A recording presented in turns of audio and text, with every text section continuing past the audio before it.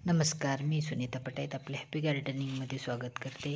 आज मी आपणास लसूण कसा लावायचा आणि लसूण टेरेस गार्डनवर पण लावला तर चांगला येतो आणि टेरेस गार्डनवर लसूण लावताना काय काय करायचे ते सांगणार आहे। व्हिडिओ पूर्ण पहा। हे पहा, ह्या बॉक्समध्ये मी लसूण लावणार आहे।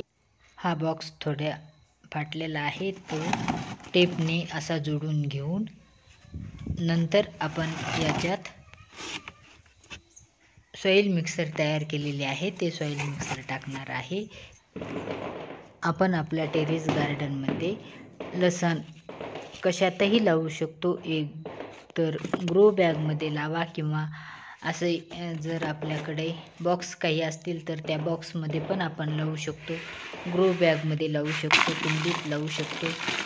पण हे पहा, ह्या बॉक्समध्ये मी लसूण लावणार आहे आणि सुरुवातीला थोडी माती टाकून घ्या आणि नंतर या बॉक्सला जास्तीत जास्त माती लागेल त्यासाठी मी याच्यात पालापाचोळा टाकणार आहे। हा वाळलेला पाला, आपण कोणताही पाला ह्याच्यात टाकू शकतो, पण तो वाळलेला पाला टाका, ओला टाकू नका। आधी सुरुवातीला पाला वाळवून घ्या आणि नंतर आपण याच्यात पाला टाका आणि पाला टाकल्याच्या नंतर काही कागदाचे तुकडे पण आपण याच्यात छोटे छोटे तुकडे करून टाकणार आहोत, म्हणजे या जास्त कुजण्यास पाला मदत होईल यासाठी।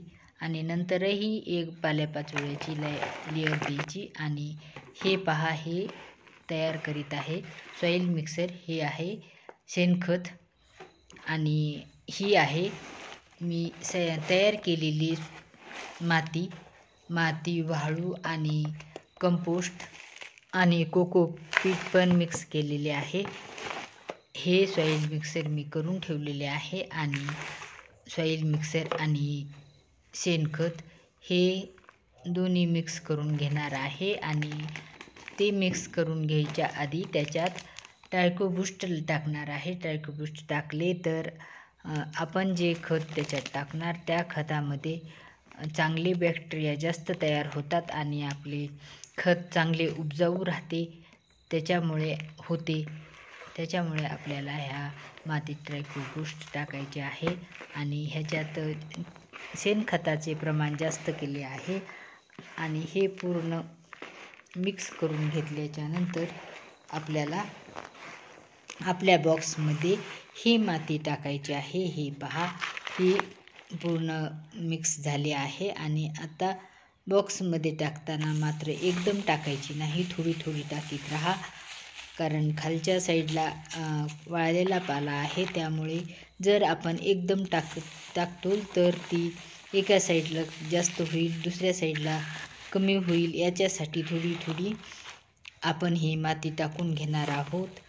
चहूबाजूला सारखी पडेल अशी ही माती टाकून घ्या, थोडी थोडी माती अशी टाकून घ्या, म्हणजे ह्या बॉक्समध्ये चारी बाजूने सारखी माती होईल आणि हा बॉक्स चांगला तयार होईल। आणि तयार झाल्याच्या नंतर आपण आपल्या ह्या बॉक्सला ज्या ठिकाणी जास्त ऊन लागेल अशा ठिकाणी हा बॉक्स ठेवा आणि आपण ह्या लसणाच्या छोट्या छोट्या मोकळ्या पाकळ्या करून घेतलेल्या आहेत आणि ह्या ज्या लसणाच्या पाकळ्या आहेत त्या चांगल्या जाडसर आपल्याला घ्यायच्या आहेत, जेणेकरून ते उगवले तर चांगले उगवावे। यासाठी मोठी मोठी कुडी घ्या आणि आपण 3 ते 4 इंच अंतरावर एक लसणाची कुडी लावा।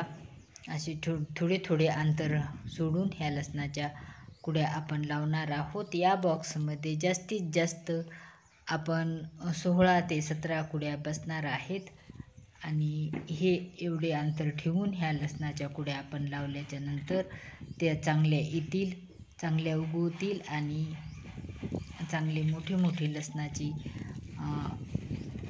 कांदे तयार होतील। असे आपण टेरेस गार्डनमध्ये लसण लावू शकतो. आपण कशातही लसण लावू शकतो. छोट्या पॉटमध्ये लावा किंवा मोठ्या पॉटमध्ये लावा. हे पहा, हे जास्त ऊन लागेल अशा ठिकाणी आपण हे पॉट ठेवलं आहे. आणि नंतर याला पाणी मात्र हाताने द्या, की जेणेकरून आपण लावलेला लसण वरी येऊ नये.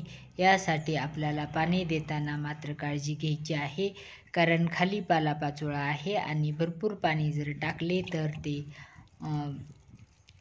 आपण लावलेलं लसण वर येतो. यासाठी असे पाणी हाताने द्या. आणि हा जर व्हिडिओ आवडला असेल तर लाईक, शेअर अँड सबस्क्राईब करा. तुम्ही माझ्या चॅनलवर नवीन असाल तर बेल आयकॉन दाबा, म्हणजे तुम्हाला असेच नवनवीन व्हिडिओची नोटिफिकेशन मिळेल. व्हिडिओ पूर्ण पाहिल्याबद्दल धन्यवाद.